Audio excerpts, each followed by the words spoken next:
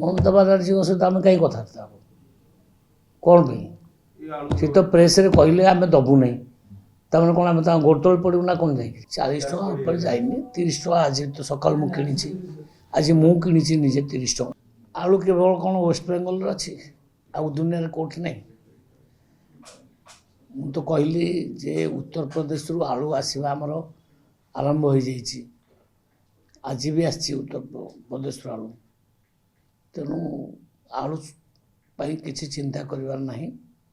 ଖାଉଟିମାନଙ୍କ ପାଖରେ ଆଳୁ କେମିତି ପହଞ୍ଚିବ ତା'ର ବ୍ୟବସ୍ଥା ଆମେ କରିଛୁ ଏବଂ କିଛି ଅସୁବିଧା ହେବନି। ଆଜି ତ ସଫିସିଏଣ୍ଟ ଆଳୁ ଆସିଛି, ମୋତେ ଡାଟା ନାହିଁ କେତେ ଆସିଛି ବୋଲି, ତଥାପି ସଫିସିଏଣ୍ଟ ଆଳୁ ମାର୍କେଟରେ ଅଛି।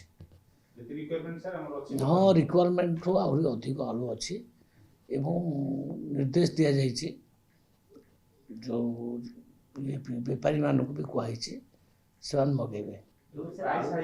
ଆମର ନାଇଁ ଆମର କେବଳ 2 ଟଙ୍କା ଭଡ଼ାଟା 2 ଟଙ୍କା ଅଧିକା ରହିବ। ଏଠି 2 ଟଙ୍କା ପଡ଼ୁଛି, ଏଠି 4 ଟଙ୍କା ପଡ଼ିବ, ଏହା ତ କଥା। ନାଇଁ 40 ଟଙ୍କା ଉପରେ ଯାଇନି, 30 ଟଙ୍କା ଆଜି ତ ସକାଳୁ ମୁଁ କିଣିଛି, ଆଜି ମୁଁ କିଣିଛି ନିଜେ 30 ଟଙ୍କା କେଜି।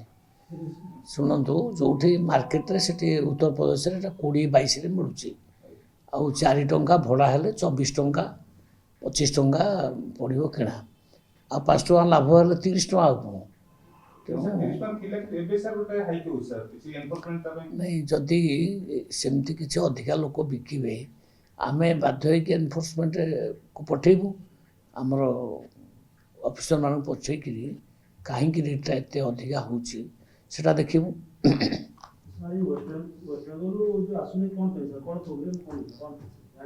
ସେ ପ୍ରୋବ୍ଲେମଟା ମମତା ବାନାର୍ଜୀଙ୍କ ପାଖରେ ମୁଖ୍ୟମନ୍ତ୍ରୀ ମନା କରିଛନ୍ତି ଆଳୁ ଦେବା ପାଇଁ, ସେ ତାଙ୍କ ପାଖରେ ପ୍ରୋବ୍ଲେମଟା ଥିବ। ଆପଣ ଏଇ ପ୍ରୋବ୍ଲେମଟା ଜାଣିବାକୁ ହେଲେ ୱେଷ୍ଟବେଙ୍ଗଲ ଯିବାକୁ ପଡ଼ିବ।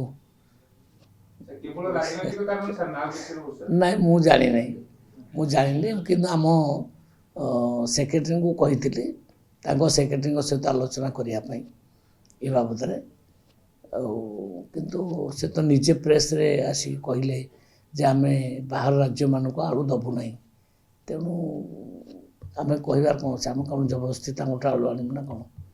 ଆଳୁ ଅନ୍ୟ ରାଜ୍ୟମାନେ ସଫିସିଏଣ୍ଟ ଅଛି, ପଞ୍ଜାବରେ ଅଛି, ଉତ୍ତରପ୍ରଦେଶରେ ଅଛି, ଆଳୁ ଆମର ଆସି ପହଞ୍ଚିବ। ତାପରେ ଆମେ ବର୍ଷେ ଭିତରେ ଆମ ଯୋଜନା ମ୍ୟାକ୍ସିମମ୍ ରାଜ୍ୟରେ ଯେଉଁ ଯୋଜନା ହେଉଛି, ମ୍ୟାକ୍ସିମମ୍ ବର୍ଷେ 1.5 ବର୍ଷ ଭିତରେ ଆମେ ସେଲ୍ଫ ସଫିସିଏଣ୍ଟ ହେଇଯିବ। ଆମେ କାହାକୁ ବାହାରୁ ଆଉ ରାଜ୍ୟରୁ ଆଳୁ ଆଣିବା ଦରକାର ପଡ଼ିବ ନାହିଁ। ପ୍ଲାନ୍ ସବୁ ଚାଲିଛି। ପୁଣି ସୋମବାର ଆମେ ଆଉ ବସିବୁ। 3-4ଟା ଡିପାର୍ଟମେଣ୍ଟ, କୃଷି ବିଭାଗ, ଯୋଗାଣ ବିଭାଗ, କୋପରେସନ୍ ବିଭାଗ, 3ଟା ଡିପାର୍ଟମେଣ୍ଟର ମିଳିତ ବୈଠକ ହେବ। କେମିତି ରାଜ୍ୟରେ ଆମର ଆଳୁ ଚାଷ ବଢ଼ିବ, ଆଉ ପିଆଜ ଚାଷ ବଢ଼ିବ, ଅଣ୍ଡା ଉତ୍ପାଦନ ବଢ଼ିବ, ମାଛ ଉତ୍ପାଦନ ବଢ଼ିବ, ତା ଉପରେ ଆମେ ଡିପ୍ଲି ଚିନ୍ତା କରୁଛୁ। ମୁଁ ଭାବୁଛି ଯେଉଁଟା 24 ବର୍ଷ ଭିତରେ ଏମାନେ କରିନାହାନ୍ତି, ଆଦୌ ପୁରା ଯେଉଁଟାକୁ କହନ୍ତି ରାଜ୍ୟରେ କୌଣସି ପ୍ରକାର ଡେଭଲପମେଣ୍ଟ ଏମାନେ କରିନାହାନ୍ତି। ଖାଲି ଦୁର୍ନୀତି ଭ୍ରଷ୍ଟାଚାରରେ ବୁଡ଼ି ରହିଲେ। ଆଉ ବାହାରୁ ଗୋଟେ ଅଫିସର ଆସିକିରି ଆଉ ରାଜ୍ୟରେ ମୁରବୀ ହେବା, ଶାସନ କରିବା, ଏ କାରଣରୁ କିଛି ହେଇନି। ଜଳସେଚନ ବି ଯେତିକି ହେବା କଥା ହେଇନାହିଁ।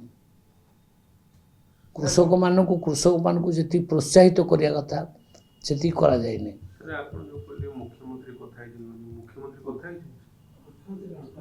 ମୁଖ୍ୟମନ୍ତ୍ରୀଙ୍କର କ'ଣ କାମ ଏଥିରେ? ଆପଣ ଶୁଣିପାରିଲେନି ବୋଧେ? କ'ଣ ପଚାରୁଛନ୍ତି ଆପଣ? ମମତା ବାନାର୍ଜୀଙ୍କ ସହିତ ଆମେ କାହିଁ କଥାବାର୍ତ୍ତା ହବୁ କ'ଣ ପାଇଁ? ସେ ତ ପ୍ରେସ୍ରେ କହିଲେ ଆମେ ଦେବୁ ନାହିଁ, ତାମାନେ କ'ଣ ଆମେ ତାଙ୍କ ଗୋଡ଼ ତଳେ ପଡ଼ିବୁ ନା କ'ଣ? ଯାଇକିରି ବାସ୍ ଆସିବ ନାହିଁ, ଉତ୍ତରପ୍ରଦେଶରୁ ଆସିବ, ଏଇଟା ପଞ୍ଜାବରୁ ଆସିବ। କାହିଁ ମାଗିବୁ? ସିଏ ମନା କରିଦେଲା ଆମେ ଦେବୁନି ବୋଲି, ତାକୁ କ'ଣ ମାଗିବୁ? କ'ଣ ଆମେ ମାଗିଖିଆ ନା କ'ଣ? ନା ଏଇ ସାଇଡ୍ ବର୍ଷ ତମାମ ଚାଲିଥିଲା ୱେଷ୍ଟ ବେଙ୍ଗଲରୁ ଆଳୁ ଆସିଥିଲା ବର୍ତ୍ତମାନ ଏବେଠୁ ଆଳୁ ଆସିବ ନାହିଁ ପଶ୍ଚିମବଙ୍ଗ ନାଇଁ ସେମାନେ ଯଦି ଛାଡ଼ିବେ ନାହିଁ ଆମେ ରିକ୍ୱେଷ୍ଟ କରିବୁ ନାହିଁ ମୋର କହିବା କଥା ସେମାନେ ଯଦି ଛାଡ଼ିବେ ତାଙ୍କୁ ବି ମନା ନାହିଁ ସେ ଯଦି ତାଙ୍କର ପଚି ଯାଉଥିବ ସେ ବାଧ୍ୟ ହେଇକି ଛାଡ଼ିବେ ଗତ ଥର ଯେମିତି ଛାଡ଼ିଲେ ସେମିତି ଆମେ କ'ଣ ମନା କରୁଛୁ ଆମ ଆଡ଼ୁ କୌଣସି ମନା ନାହିଁ ରାଜନୀତି ସିଏ କରୁଛନ୍ତି କେତେବେଳେ ବନ୍ଦ କରିଦେଉଛନ୍ତି କେତେବେଳେ ମନା କରୁଛନ୍ତି କେତେବେଳେ ଛାଡ଼ୁଛନ୍ତି ତାଙ୍କ ଇଚ୍ଛା ଅନୁଯାୟୀ କରୁଛନ୍ତି ସେମିତି କରିବା ଉଚିତ ନୁହଁ ମୋ ମତରେ କାହିଁକିନା ଭାରତବର୍ଷ ଗୋଟିଏ ଦେଶ ଏଥିରେ ଆମେ ସମସ୍ତେ ମିଳିମିଶିକି ଚଳୁଛନ୍ତି କେଉଁଠୁ ଆଳୁ ଆସୁଛି କେଉଁଠୁ ପିଆଜ ଯାଉଛି ତୁମେ ତ ପୁଣି ଅନ୍ୟ ରାଜ୍ୟରୁ ମାଛ ନେଉଛ ଅନ୍ୟ ରାଜ୍ୟରୁ ଅଣ୍ଡା ନେଉଛ ତୁମେ ନେଉନ ଏଇପଟେ ଯାଉନି ବାଲେଶ୍ୱର ଦେଇକି ତାଙ୍କର ଟ୍ରକ୍ ସବୁ ଯାଉନାହିଁ ଆମେ 2 ମିନିଟ୍ ଚାହିଁଲେ ପୁରା ସବୁ ବନ୍ଦ ହେଇଯିବ ତେଣୁ ତେଣୁ ନା ନାଇଁ ମୁଁ ସିଆଡ଼ିକି ଯାଉନାହିଁ ମୋର କହିବା କଥା ଆମେ ମିଳିମିଶିକିରି ସବୁ ରାଜ୍ୟ 30ଟା ରାଜ୍ୟ ଚଳିବା ଉଚିତ କେଉଁଠି ଚାଉଳ ଅଧିକା ହେଉଛି ତ କେଉଁଠି ପିଆଜ ଅଧିକା ହେଉଛି କେଉଁଠି ଆଳୁ ଅଧିକା ହେଉଛି ଅଧିକା ପ୍ରଡକ୍ଟ କରୁଥିବା ରାଜ୍ୟଟା ଅନ୍ୟ ରାଜ୍ୟକୁ ଦେବ ଆମେ ଚାଉଳ ଅନ୍ୟ ରାଜ୍ୟମାନଙ୍କୁ ଦେଉଛୁ ସେମିତି ସବୁ ରାଜ୍ୟର ଲୋକମାନେ ଟିକେ ଲିବରାଲ୍ ହେବା କଥା ଆଉ ପ୍ରେସ୍କୁ ଆସିବା କହିଦେବା ଯେ ଆମେ ଦେବୁ ନାହିଁ ସେଇଟା ତ ଠିକ୍ ନୁହଁ ନା ଆଉ ସେ ବାବଦରେ କ'ଣ ମୁଁ ତାଙ୍କ ସହିତ ଯୁକ୍ତତର୍କ କରିବି ସାର୍ ଆଉ ଗୋଟେ ପ୍ରଶ୍ନ ହେଉଛି ଗତକାଲି ଆପଣମାନେ ପ୍ରଧାନମନ୍ତ୍ରୀଙ୍କ ସହିତ ବହୁତ ସମୟ ଧରି